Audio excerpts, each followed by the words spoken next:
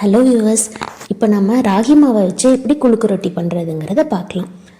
இங்கே ஒரு கப் ராகி மாவு, ஒரு டேபிள் ஸ்பூன் நாட்டு சர்க்கரை, கொஞ்சமாக உப்பு, ஒரு டேபிள் ஸ்பூன் நெய் சேர்த்து வேணுங்கிற அளவுக்கு தண்ணி சேர்த்து சப்பாத்தி மாவு பதத்தில் பிணைஞ்சிக்கணும்.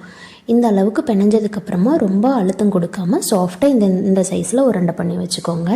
அதுக்கப்புறமா இதை ஒரு 20 மினிட்ஸ் நம்ம வேக வச்சு எடுக்க போகிறோம். இது வேகிறதுக்குள்ளே இதுக்கு தேவையான சுகர் சிரப் ரெடி பண்ண போகிறோம். இங்கே நாட்டு சக்கரை ஒரு கப் எடுத்திருக்கேன். இதுக்கு அரை கப் தண்ணி ஊற்றியிருக்கேன். இதை நல்லா கரைஞ்சதுக்கப்புறமா திக்காக எடுத்து வச்சுருக்க தேங்காய் பாலை ஒரு 1/2 கப் ஆட் பண்ணியிருக்கேன். இது கொதி வரட்டும். இப்போ நான் இங்கே ஒரு கப்புக்கு 1 கப் அளவு நாட்டு சக்கரை எடுத்திருக்கேன். இதுக்கு பதிலாக நீங்கள் ஒரு 3/4 கப்பு நாட்டு சக்கரை எடுத்திங்கனாலும் ஓகே. இனிப்பு அதிகமாக யூஸ் பண்ண மாட்டிங்கன்னா நீங்கள் 3/4 கப் நாட்டு சக்கரை எடுத்துக்கோங்க. இப்போ நம்ம வேக வச்சுருந்த அந்த ராகி உருண்டையை இதில் சேர்த்த போகிறோம்.